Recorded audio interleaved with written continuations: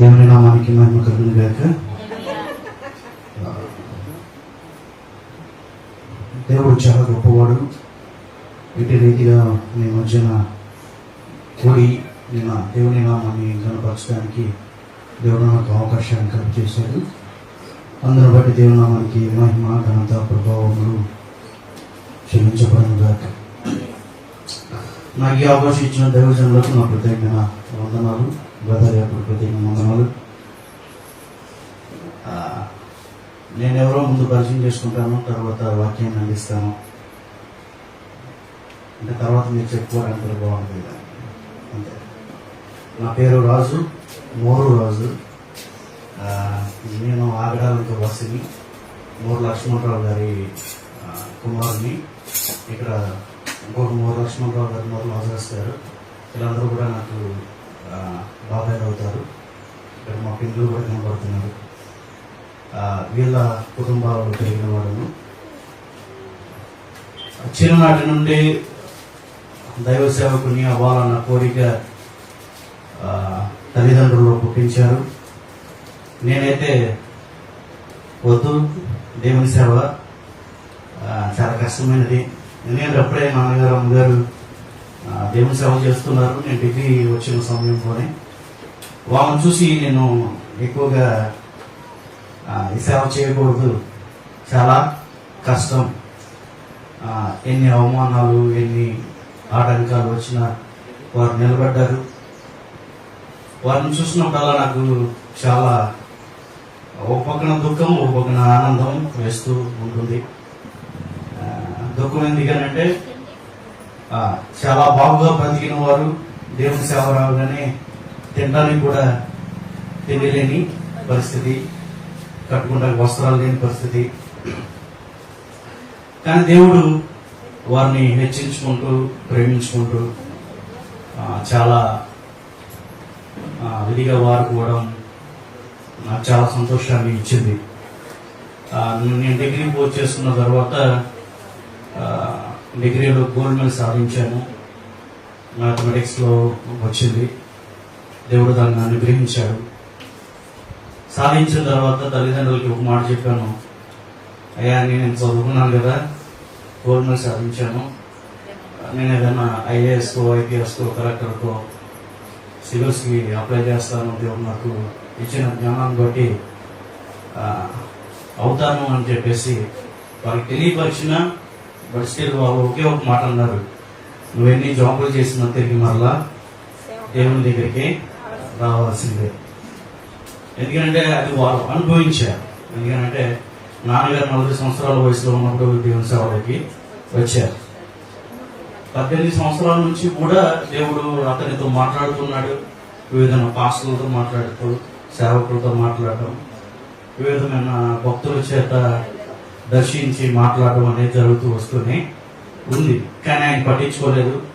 నా పిల్లలు, నా భార్య, వీరిని ఎలా పోషించుకోవాలి, ఎలా సంరక్షించుకోవాలి, వారిని ఎలా పెద్దవారిని చేయాలన్న ఆలోచనతోనే ఉన్నారే తప్ప దేవుడు నన్ను పిలుస్తున్నాడు, దేవుని సేవకు నేను వెళ్ళాలి అన్న ఆలోచన అనేది ఒక రకమైన అంధకార సంబంధమైన దేవత వారికి గుడితనాన్ని కలుగజేసింది. కానీ వాళ్ళు ఎట్లాస్కి దేవుడు దెబ్బతీశాడు. దెబ్బ కొడితేనే కానీ మనిషి మాట ఏనాడు. 4 సంవత్సరాల వయసులో ఒక భక్తుడి చేత ప్రోత్సహించబడి దేవుని సేవలోనికి వచ్చారు. వాళ్ళ జీవితాన్ని చూసిన తర్వాత మరలా దేవుని చేత దెబ్బ తినాలనిపించలేదు నాకు. ఎందుకంటే ఆ దెబ్బ కోరుకోలేనిది. కానీ దేవుడు వారిని నిలబెట్టాడు. మరలా దేవుడు వాడుకోవడం మొదలుపెట్టాడు. నన్ను దేవుని సేవకి రావడానికి దేవుడు ఎంతగానో ప్రోత్సహించాడు. ఎన్నిక లేని వారము ఆయన దేవుడు ఎన్నుకున్నాడు. దేవుని సేవలో వాడపడడానికి దేవుడు ఎంతగానో సహాయం చేస్తూ ఉన్నాడు. సింగరాల తోటలో నవజన సహవాసము నాన్నగారు నడిపిస్తున్నారు. నేను 2020 ఆ ప్రాంతంలో గ్రాడ్యుయేట్ అయ్యి రాజస్థాన్లో 3 సంవత్సరాలు బైబిల్ కాలేజ్ చదివి ఇంటికి వచ్చాను. అది కరోనా టైం. 2 సంవత్సరాలు కూడా ఒక యూట్యూబ్ ఛానల్ ఓపెన్ చేసి నేను చదువుకున్న బైబిల్ కాలేజ్ చదువుకున్న ఆ థియాలజీ, ఆ సిద్ధాంతాలు వాటినన్నింటినీ దాంట్లో వివరించడం, వీడియోస్గా రూపుదిద్ది యూట్యూబ్లో అప్లోడ్ చేయడం అనేది చేస్తూ వచ్చే ఉన్నాను. తర్వాత దేవుడు నన్ను సువార్త పని చేయమని ప్రోత్సహించాడు. అంతేగాను నశించిపోతున్న ఆత్మ దగ్గరికి వెళ్ళాలి అని ఆలోచన నాలో పుట్టించాడు. ఎలా చేయాలి? అందరూ చేస్తున్నట్లుగా తరగతులు పట్టుకుని వెళ్దామా? అందరూ చేస్తున్నట్లుగా వీధుల్లో గుండా మైకిల్ పెట్టి సువార్త ప్రకటించుదామా? ఎలా చేద్దాం అన్న ఆలోచన మా మాలో పుట్టింది. తల్లిదండ్రులు ప్రార్థన చేశారు. ఒకరోజు నా ఫ్రెండ్ వాళ్ళ ఇంటికి రమ్మని ఆహ్వానిస్తే ఇంటికి వెళ్ళాను. ఆ ఫ్రెండ్ ఒక నూతనమైన మార్గంలో దేవుని సువార్తను ప్రకటించడం నేను చూశాను. అది నాకు చాలా నచ్చింది. దేవుడు దాన్ని ఎందుకో ప్రేరేపించడం మొదలుపెట్టాడు. దానికోసం ప్రార్థన చేయమన్నాడు. ప్రార్థన చేశాను. ఇప్పుడంతా కూడా డిజిటల్ అవుతుంది. మూవీస్ అనేవి చాలా ఉత్సుకంగా మనుషులు చూస్తూ ఉన్నారు. మనం ఎందుకు క్రిస్టియన్ మూవీస్ ని చూపించకూడదు? దైవ సంబంధమైన భక్తిపరమైన సినిమాలను చూపించి, చలనచిత్రాలను చూపించి వారి మధ్యలో కొంత దేవుని ముద్రను వేస్తే బాగుంటుంది. ఎందుకంటే విన్నదానికంటే చూచింది చాలా వరకు గుర్తుంటుందన్న ఆలోచన. ప్రయత్నం చేసాం. ప్రాజెక్టులు కొన్నాం, బాక్సులు కొన్నాం, ఇవన్నీ ప్రయత్నం చేసి ఒక 4-5 ఊర్లు తిరిగిన తర్వాత మాకు వచ్చిన ఫీడ్బ్యాక్ ఏంటంటే ఇది చాలా వరకు రీచ్ అవుతూ ఉంది. చాలా మందిలో వారు కన్నులారా చూసిన వాటిని గుర్తించుకోవడానికి అవకాశం ఉంటుంది. ఇక్కడ వచ్చిన తర్వాత నేను చాలా ఆనందించాను. కొన్ని వీడియోస్ టీవీ ద్వారా చూపిస్తూ ఉన్నారు.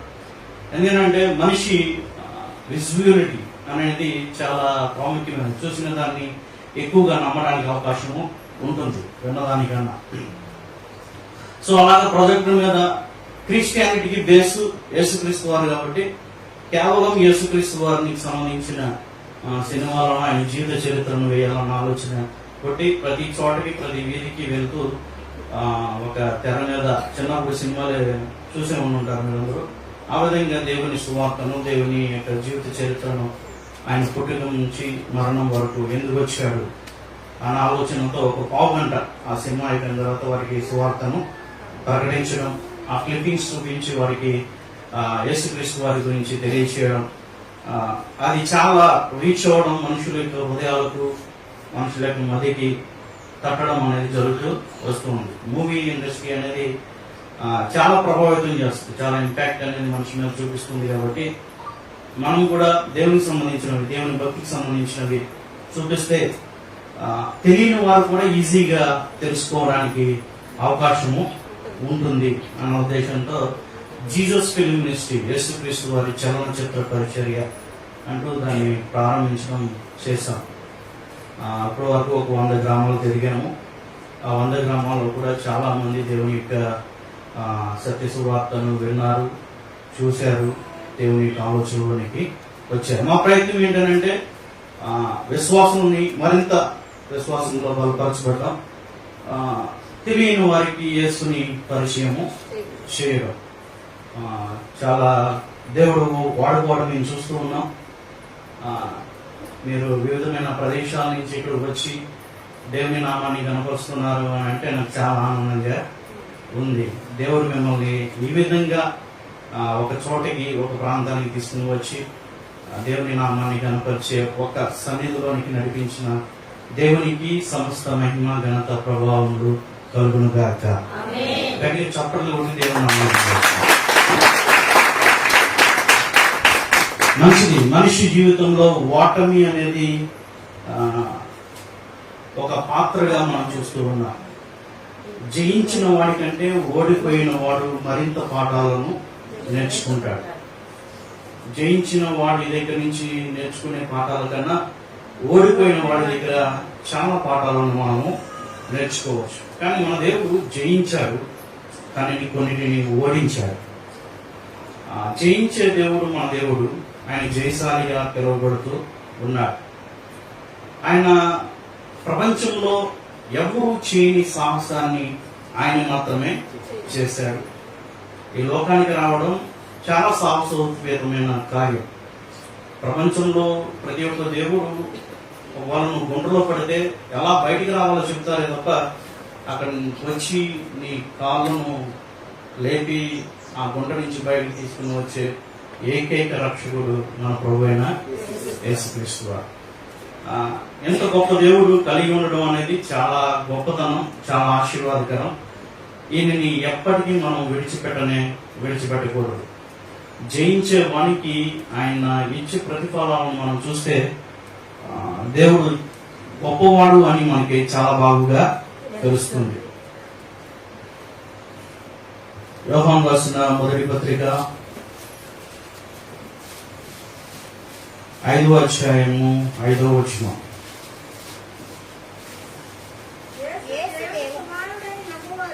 యేసు దేవుని కుమారుడని నమ్మువాడు తప్ప లోకమును జయించువాడు మరి ఎవడు? ఇక్కడ ప్రశ్న వేసుకున్నాడు యోహాను భక్తుడు. యేసు దేవుని కుమారుడని నమ్మువాడు తప్ప లోకమును జయించువాడు మరి ఎవడు? సో యేసుక్రీస్తు వారు దేవుని కుమారుడని నమ్మే ప్రతి వ్యక్తి లోకాన్ని జయిస్తున్నాడు. లోకంలో ఏముంది అని అంటే బైబిల్ తెలియజేస్తుంది, శరీరాశ, నేత్రాశ, జీవకుడంబము లోకంలో ఉంది అని. వీటిని జయించడం మానవుని తరం ఏమాత్రం కూడా కాదు. కానీ ప్రభువైన యేసుక్రీస్తు వారి లోకంలోనికి నరావతారిగా వచ్చినప్పుడు వీటిని జయించి చూపించాడు, జీవితాన్ని జీవించాడు. ఓటమి ఎన్ని పాఠాలు నేర్పిస్తుందో మనకి కనబడాలి అని అంటే ఆయన జయించిన విధానాన్ని మనం చూస్తే చాలా ఆశ్చర్యపోతాం. 4వ వచనంలో చెప్తారు చూడండి, 5:4, దేవుని మూలంగా పుట్టిన వారందరూ లోకమును జయించుతారంట. ఏంటంట? దేవుని మూలంగా పుట్టిన ప్రతి ఒక్కరు కూడా లోకాన్ని జయిస్తారు. మనము తల్లి గర్భంలో నుంచి బయటికి వచ్చాము అని అంటేనే కొన్ని కోట్ల స్పెర్మ్స్ పోటీ పడితేనే ఒక్క స్పెర్మ్ మాత్రమే ఆ అండాన్ని చేరుకుంటుంది, తర్వాత పిండంగా మార్చబడుతుంది. అంటే గెలుపు అనేది ఎక్కడ స్టార్ట్ అయింది అని అంటే తల్లి గర్భంలోనే మన గెలుపు స్టార్ట్ అయింది. సో ఇహలోక జీవితంలో చాలా సార్లు ఏమనుకుంటాం అంటే దీన్ని నేను జయించలేను అని ఓటమి పాలైన చాలా మంది యువకులు సెకండ్కి 4 ఆత్మహత్యలు చేసుకుని చనిపోతూ ఉన్నారు. సెకండ్కి 4 ప్రపంచ వ్యాప్తంగా సెకండ్కి 4 ఆత్మహత్య చేసుకుంటూ ఉన్నారు. ఒకసారి ఆలోచన చేస్తే ఎందుకు ఆత్మహత్యలు చేసుకుంటున్నారు అంటే వారి జీవితంలో ఏమి ఎదురైంది? ఓటమి ఎదురైంది. దాంట్లో ఫెయిల్ అవడం. 10th క్లాస్లో ఫెయిల్ అయ్యారని చనిపోతున్నారు, ఇంటర్లో ఫెయిల్ అయ్యారని చనిపోతున్నారు, జీవితంలో ఫెయిల్ అయ్యారని చనిపోతున్నారు, ఎదురొచ్చిన కష్టాన్ని ఎదిరించలేక చనిపోతున్నారు, అప్పుడు వారే చనిపోతూ ఉన్నారు, కుటుంబ కలహాలతో చనిపోతూ ఉన్నారు. వాడు చచ్చిపోతూ కాక తన కలహం కూడా. ఎంత పిచ్చితనం మనిషికి ఎక్కింది అని అంటే మానవత్వాన్ని మర్చిపోయాడు మనిషి. మనిషిలో ఉన్న ఆ మానవత్వం విడిచిపెడితే మనిషిలోనికి వచ్చేది క్రూరత్వం. మీరు మనం రీసెంట్ గా చదువు ఉంటారు, ఒక చిన్న 2 పిల్లల్ని LKGలో చదువుకోవడం రాలేదని, అంటే పాస్ అవ్వలేదని, లేదా వారిద్దరు చదువుకోవడం సరిగ్గా రావట్లేదని వాళ్ళిద్దరిని బకెట్లో నిలబెట్టి ఆడు పోయేసుకుని చనిపోయాడు, ఆత్మహత్య చేసుకున్నాడు.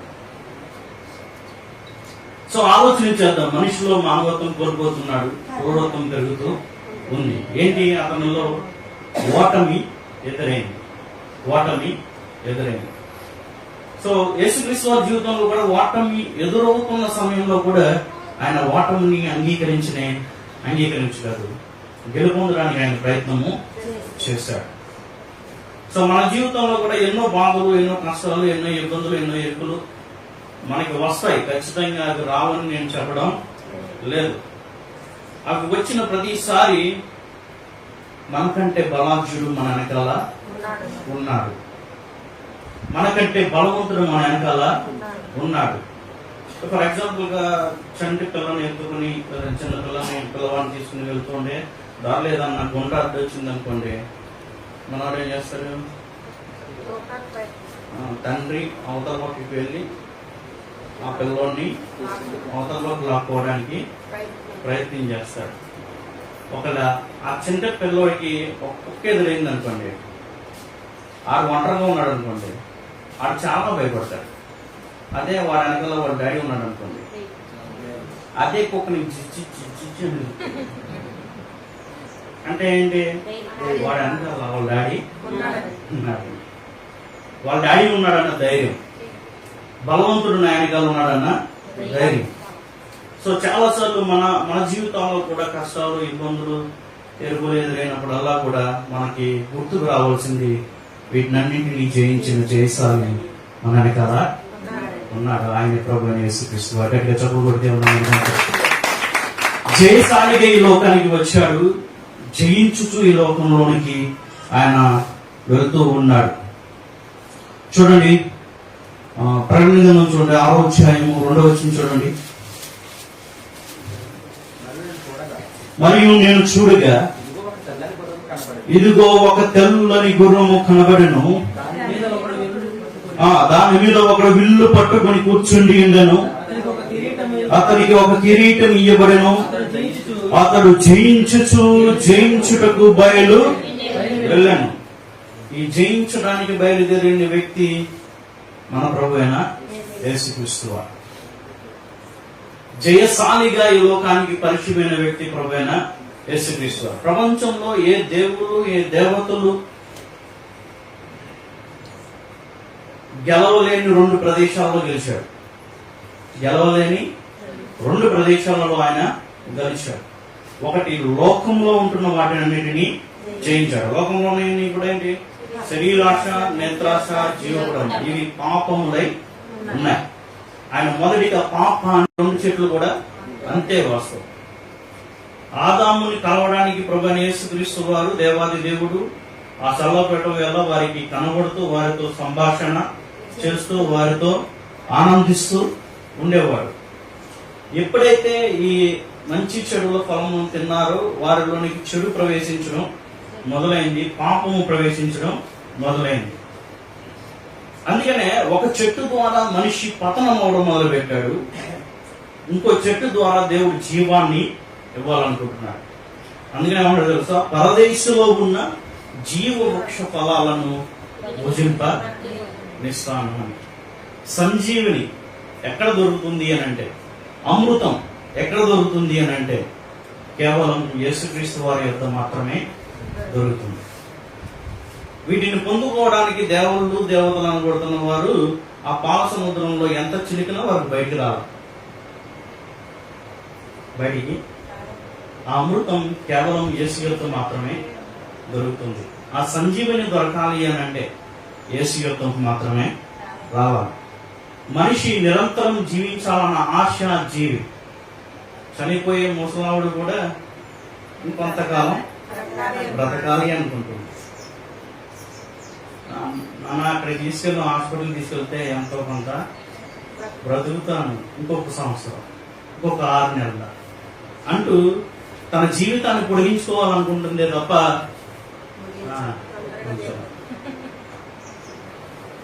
ఆశ, మనిషి యొక్క ఆశ ఆ అమృతాన్ని పొందుకోవడానికి దేవుడు సహాయము చేస్తున్నాడు. ఈ జీవవృక్ష ఫలం దగ్గరికి వచ్చి ప్రతి మనిషి కూడా నిత్య జీవితాన్ని పొందుకుంటాడు. ఈ 70-80 సంవత్సరాల జీవితం అంతా కూడా మనము వివిధమైన కష్టాలతో, ఇబ్బందులతో మనకి వెళ్తూనే ఉంది. కానీ ఆ నిత్య జీవితంలో ఏమి ఉండవు అని అంటే మనం ఏమొద్దు అనుకుంటున్నామో అవి అసలు ఉండనే ఉండవు. ప్రకటన గ్రంథం 20 24 రెవల్యూషన్ చాప్టర్ 20:4 20వ అధ్యాయము 4వ వచనం. చూచి తిని వాటి మీద ఆశీనులై ఉండువానికి విస్మయం చేయుటకు అధికారం ఇయ్యబడెను. 21:4 చదవమ్మా. ఆయన వారి కన్నుల ప్రతి బాష్ప బిందువును తుడిచివేయును, మరణము ఇక ఉండదు, దుఃఖమైనను ఏడ్పైనను వేదనైనను ఇక ఉండదు, మొదటి సంగతులు గతించిపోయేనని సింహాసనములో నుండి వచ్చిన గొప్ప సర్పస్వరము చెప్పుట వింటిని. ఇక్కడ ఏమన్నాడు తెలుసా? వారి కన్నుల ప్రతి బాష్ప బిందుని ఏం చేస్తారంట? తుడిచివేస్తారంట. మరణం అనేది ఇక ఉండదు. చావు రాకూడదని బిలియనియర్స్, ట్రిలినియర్స్, ధనవంతులు అనబడుతున్న వారు వారికున్న ధనానంతటిని హెచ్చించి రీసెర్చ్ చేస్తున్నారు. జ్వరానికి మందు ఉంది, వివిధ వాటికి జబ్బులకు ముందు కనిపెడుతూ ఉన్నాడు. సరే, మరణానికి కూడా ముందు ఉంటే బాగుండు అన్న ఊహతో రీసెర్చ్ మొదలెట్టాడు, పరిశోధన మొదలుపెట్టాడు. చావును జయించే ఆ అమృతం, చావును జయించే ఆ మందు మనిషికి ఎక్కడ దొరుకుతుంది అని ప్రపంచం అంతా గాలిస్తూనే ఉన్నాడు. ల్యాబులో పరిశోధన చేస్తూనే ఉన్నాడు. ఈ పరిశోధన చేసే వాళ్ళందరూ ఎవరో తెలుసా? చాలా ధనవంతులు, కుబేరులు, కొన్ని కోట్ల రూపాయలు వెచ్చించి పరిశోధన చేస్తూ ఉన్నారు. వాళ్ళందరికీ ఉన్న ఆశ ఏంటో తెలుసా? నాకు చావు రాకూడదు, ముసల్దానం రాకూడదు. ఇక్కడ ఫ్రీగా ఇస్తున్నాడు ఎవరు? యేసయ్య ఉచిత ఆఫర్. నిత్య జీవాన్ని పొందుకునే గొప్ప అవకాశం యేసులో మాత్రమే కనబడుతూ ఉంది. వాళ్ళంతా ఎంత పరిశోధన చేసినా చివరికి ఎవరి దగ్గరికి వస్తే నిత్య జీవం పొందుకుంటారు? కేవలం యేసు మాత్రమే. కానీ మనకు ఉచితంగా వచ్చి చాలా చిరాకుగా చూస్తాం. అందుకనే యేసుక్రీస్తు వారిని అంతగా పట్టించుకుంది. ఆయనతో సంబంధం, ఆయనతో విశ్వాసం, ఆయనతో ఆ వ్యక్తిగత సంబంధం అనేది మనకు ఉంటే ఆయన చేసే కార్యాలు చాలా గొప్పవి. ఆయన ఎప్పుడైతే పట్టించుకోమో మనం కూడా ఆయన, ఎప్పుడైతే ఆయనతో సంబంధాన్ని కలిగి ఉంటామో ఖచ్చితంగా ఆయన జయశాలిగా ఉన్నాడు, మనం జయించే వారంగా మారుతాం. ఎందుకు ఓడిపోతున్నాం? ఎందుకు ఓడిపోతున్నాం? ఎందుకు మనిషికి ఓటం వస్తుంది అని అంటే, గెలుపు పొందే అవకాశం మనిషికి ఉన్న దాని సద్వినియోగం చేసుకోలేదు. గెలిచేవాడు, గెలిపించేవాడు మన వెనకాల ఉన్న ఆయన పట్టించుకోవడం లేదు.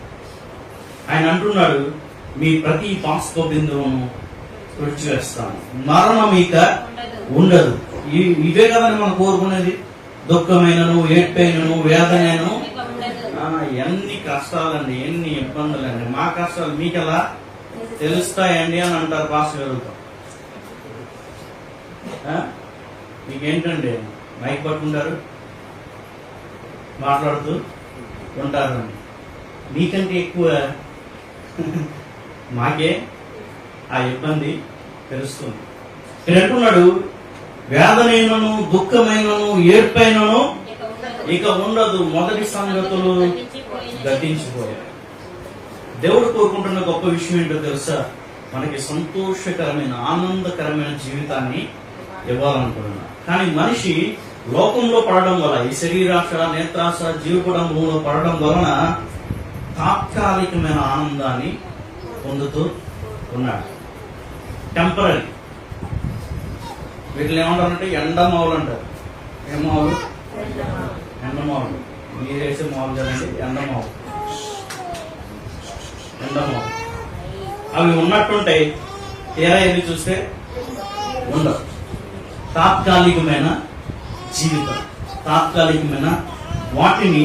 అందుకనే జయించే ప్రతి ఒక్కరు కూడా, జయించడానికి దేవుడిస్తున్న గొప్ప అవకాశాన్ని మనం సద్వినియోగం చేసుకోవాలి. జయ జీవితాన్ని జీవించడానికి దేవుడు మనం పిలిచాడే తప్ప ఓటమి పాల్గొనడానికి కాదు. ఓటమి పాల్గొనడానికి కాదు. ప్రకటన 2:11 చూడండి, జయించువాడు రెండవ మరణం వలన ఏ హానియు చెందడు. 2:11 సంఘములతో ఆత్మ చెప్పుచున్న మాట చెవిగలవాడు వినుగాక, జయించువాడు రెండవ మరణం వలన ఏ హానియు చెందడు. 2:17 చదవండి. సంగములతో ఆత్మ చెప్పుచున్న మాట చెవులో వాడు వినను గాక. జయించు వానికి మరుగై ఉన్న మన్నాను భుజింపనిత్తును. సో యేసుక్రీస్తు వారు ఇస్తున్న గొప్ప ఆలోచన ఏంటంటే 3:5 కూడా చెప్తాడు, జయించు వాడు అలాగున తెల్లని వస్త్రములు ధరించుకున్నాను, జీవ గ్రంథంలో నుండి అతని పేరెంత మాత్రము తూర్పు పెట్టగా నా తండ్రి ఎదుటను. ఈ పేరు కోసం మనిషి తాపత్రయపడుతూనే ఉన్నారు. కొన్ని సంఘాల్లో చూస్తే ఆ ఫ్యాన్ మీద కూడా పేరు కనబడుతుంది, ఎదురుగా పుల్పిట్ మీద కూడా పేరు కనబడుతుంది, కుర్చీల మీద కూడా పేరు కనపడుతుంది. దేనికోసం? పేరు తెలియాలి. మనిషి నా పేరు అందరికీ తెలియాలి, నేనెంత గొప్పవాడిన మనిషికి తెలియాలి అన్న ఆలోచన. అక్కడ పేరుందనుకోండి, ఈ జీవగ్రంథంలో మనం చేసే క్రియలు చాలా రహస్యంగా ఉంచమన్నాడు దేవుడు. చాలా రహస్యంగా ఉంచమంటున్నాడు.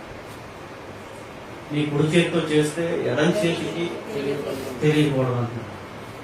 అంటే దాని యొక్క ఆలోచన ఏంటంటే పేరు సంపాదించాలని ఎన్నో ప్రయత్నాలు చేస్తున్నాడు మానవుడు. వారికి ఉన్న స్థాయిని బట్టి, వారికి ఉన్న స్థితిగతులను బట్టి వారి ప్రయత్నం జరిగిస్తూనే ఉన్నాడు. కానీ దేవుడు తెలుసా, జయించే వాడికి నేను ఒక పేరు ఇస్తాను అన్నాడు. ఆ పేరు తెల్లరాతి మీద రాయబడుతూ ఉంది, కానీ ఆ పేరు నువ్వు జీవ గ్రంథం నుంచి విడిచిపెట్టని. సో బైబిల్ గ్రంథంలో రాయబడిన పేర్లను మనం చాలా ఘనంగా చూస్తాం కదండి. అబ్రహాం పేరు కానీ, ఇస్సాకు పేరు కానీ, యాకోబు పేరు కానీ, ఇంకా ఇతర భక్తులందరి పేర్లు మనం విన్నప్పుడల్లా వారెంత గొప్పవారు, వారెంత గనులు బైబిల్ గ్రంథంలో వారి పేరు ఉంది అని. మనం కూడా జీవ గ్రంథం ముందు మన పేరు ఖచ్చితంగా ఉండాలనేది మన ఆశ, అంతే కదండి. ఎంత కష్టపడి ఇన్ని కిలోమీటర్లు ప్రయాణం చేసి ఈ ప్రాంతానికి వచ్చి దేవుని నామాన్ని కనపరుస్తున్నాము అని అంటే ఆ జీవ గ్రంథం ముందు పేరు రాయబడ్డానికి, మనిషిగా మానవత్వాన్ని కలిగిన జీవితాన్ని భూలోకంలో జీవించి పరలోకంలో దేవుని యొక్క రాజ్య స్థాపనలో దేవుని యొక్క రాజ్య సంబంధాలుగా ఉండాలన్నది మన ఆశ ఉంది. ఆ జీవ గ్రంథంలో మన పేరు ఉండాలి అని అంటే జయించే వారంగా మనము మార్చబడాలి. సో మన వల్ల కాకపోవచ్చు, కానీ మన వెనకాల ఉన్నవాడు లోకంలో ఉన్నవాడి కంటే గొప్పవాడు. మనతో ఉన్నాడు, మనలో ఉన్నాడు, మన పక్కన ఉన్నాడు, మన చుట్టూ ఆవరించి ఉన్నాడు అన్న స్పృహ మనలో ఉంటే ఏ కష్టాన్నైనా మనము ఎదురుగలం, ఎటువంటి సంద్రాన్నైనా మనము దాటగలం. ఆ స్పృహ లేక చాలా మంది తమ జీవితాలను అంతం చేసుకుంటూ ఉన్నారు. ఆలోచన చేద్దాం. దేవుడు బలవంతుడు, దేవుడు శక్తిమంతుడు. మన కంటికి ఆ సమస్యలు పెద్దగా కనబడవచ్చు, కానీ దేవుని కంటికి అవి చాలా చిన్నవి. చిన్న ప్రార్థన చేస్తున్నాం, ఏకీభవించండి. ఒక చిన్న తీర్మానం తీసుకుందాం. బలవంతుడైన దేవా, నీవు నా తోడున్నావు. నాకు ఏ కష్టం వచ్చినా, ఏ ఇబ్బంది వచ్చినా, ఎటువంటి పరిస్థితుల్లో నాకు ఎదురైనా నేను ఓడిపోవడానికి వీలు లేదు. గెలిచే దేవుడు నేను నా పక్కన ఉన్నావు, గెలిపించడానికి నువ్వు సిద్ధంగా ఉన్నావు. జయశాలిగా ఈ లోకానికి జీవించావు, మమ్మల్ని జయించే వారిగా మార్చాలనుకుంటున్నావు. జయ జీవితాన్ని మాకు దయచేయి. Give us the victorious life. మాకు జయ జీవితాన్ని దయచేయండి అయ్యా. మీ కష్టం ఏమైందో, మీ ఇబ్బంది ఏమైందో, మీ కన్నీరు ఏమైందో ప్రతిదీ ఆయనకి తెలియపరచండి. ఆయన నీ పక్కన ఉన్నాడు, నీ తోడు ఉన్నాడు, నీ చెంత ఉన్నాడు, నీలో ఉన్నాడు. నిన్ను జయించడానికి, నిన్ను జయ జీవితానికి కలిగి ఉండడానికి ఆయన సంసిద్ధంగా ఉన్నాడు. మీకు ఆ జయ జీవితం కావాలి అని అంటే కేవలం జయించి వాడైనా, జయశాలి అయినా ప్రభువుని యేసుక్రీస్తు వారి యొక్క మాత్రమే దొరుకుతుంది.